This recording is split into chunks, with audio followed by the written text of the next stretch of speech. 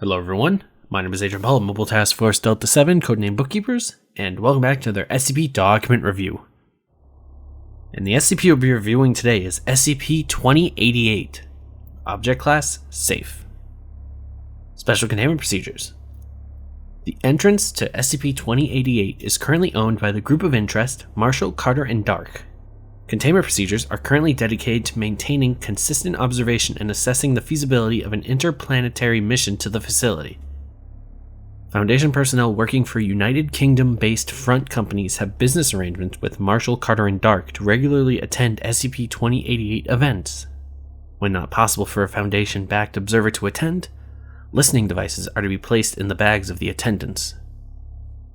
Description: SCP-2088 is a facility located on Pallene, a moon orbiting Saturn. The purpose of this facility is to act as a concert hall and general event venue. Its apparent customer base consists of intelligent species residing in the Milky Way galaxy. Patronage is heavily segregated, with separate seating areas for 11 separate races.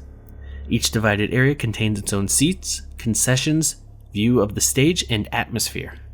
The entry point for SCP-2088 on Earth is always a Marshall, Carter, and Dark clubhouse. All persons who purchase tickets within the location are instantaneously teleported to SCP-2088 30 minutes before the start of the event, and returned 10 minutes after the event's conclusion. Access is generally limited to 45 individuals at one time, although this is not a fixed number. Events usually occur once per month, although there are usually 3 to 5 in a month. Performances at SCP-2088 have been recorded in length between 25 seconds and 3 weeks. Although Marshall, Carter, and Dark only own one section of seats, they appear to have also purchased the naming rights to the arena, as their iconography and logo appear prominently throughout the facility. This branding was how the area was discovered after a Foundation satellite monitoring SCP-1683 detected an anomalous feature on Pallene's surface. Inquiry to Marshall, Carter, and Dark through Foundation front companies revealed details of SCP-2088's existence, and current containment procedures were enacted on October 18, 2002. Addendum 2088-A. Selected SCP-2088 observations. Here we have several events with a description, the acts, how long it went, and any extra notes. Star Watch. Top of the building was rendered transparent, with spotlights pointing out different clusters of stars describing how they will be destroyed at some point in the future. This concluded with a lengthy description of the eventual heat death of the universe. It was a brief astronomy lecture followed by stargazing. 4 hours. Free t-shirt giveaway. Only shirts specific to humans could be recovered, contained no unusual traits, and had the Marshall, Carter, and Dark logo printed on the front. Music. Several groups of entities, some resembling different documented SCP-2088 attendees, performed music. Several acts did not appear to produce any sound at all and did not appear on stage at all, but were advertised as distant masses performing with gravity waves instead of sound waves. The only music acts with Earth-compatible translations on the schedule were named Jazz-Ragged, Repetitious Mammal, and They're Certainly Dwarves. It lasted 11 hours and 45 minutes. The English translator of the first band's singer repeatedly said it expressed gratitude for the denizens of the Milky Way galaxy for coming to the show. Other acts have included references to Greater Planetary Area, Greater Soul Region, and collected citizens of the corporations. Comedy. One performer, who appeared to be composed entirely out of matted wet hair, gave a stand-up comedy performance describing various aspects of its job as a technician. As the show went on, the entity began shedding hair and began to make mistakes in delivering its jokes. The show ended earlier than schedule when the entity shed its entire form and expired. It was a stand-up comedy from Damp. Lasted 1 hour and 13 minutes. Several members of the group were turned away due to having empty body cavities larger than were allowed by the building policy. This is apparently a permanent change, as several persons attending other events have been returned for the same reason. Circus.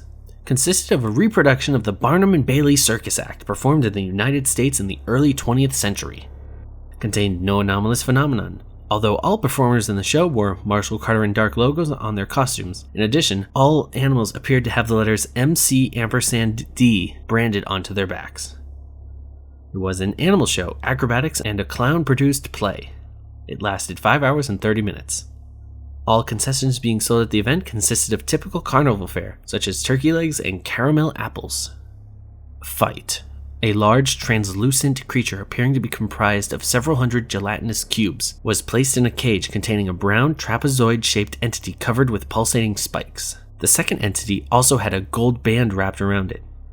These two beings vibrated and bumped into each other, with the creature losing mass as cubes fell off its body, and this eventually caused it to stop moving. It was a one-cage match between Qbert and the defending champion, the Incredible Thing. When pressed about the naming, the group translator claimed that they had been instructed to make up names when no coherent one could be translated. This lasted 14 hours and 20 minutes. No additional notes. Vehicle Rally. 45 different vehicles, including 2 hovercraft, gas-powered vehicles, nuclear-powered vehicles, and helium-based vehicles, were steered autonomously around a large reflective track until most of them had been destroyed. Following this, the disparate parts of the vehicles were rebuilt into 2 large robotic entities, resembling canines, which were then made to fight. It was a crash rally followed by rescrapping and recycling for battle purposes. This lasted 8 hours and 45 minutes. Between the acts, there was a brief segment honoring one audience member's participation in the battle for freedoms against those who sit and encouraging audience members to enlist in their respective races' armed forces. Addendum 2088-B. On December 23, 2016, a memorandum was sent from persons representing the Marshall, Carter, and Dark organization to a branch of S&C Plastics in London. The text of the memorandum has been included in this document. Memorandum. To S&C Plastic Atlantic Headquarters, from Marshall, Carter, and Dark Ltd. Let's start over on this one. Greetings to the Mr. and Mrs. of the Overwatch Council. We at MC&D can't help but have noticed that your organization seems very keen on regularly attending sessions provided by our event services. We're concerned by your need to be secretive about this. You're not exactly doing the best job at being inconspicuous, you know. And we do appreciate your business. Send a representative of your organization to the pre-agreed location, and we're confident that a mutually beneficial deal can be worked out. Regards, Greg Chamberlain, European Director of Marshall, Carter, and Dark Event Services. A Foundation response is pending. But yes, that is the end of this document review. Thank you so much for listening or watching, and my name is Aiden Paul of MTF Delta 7, and I'll see you next week with another document review. Bye.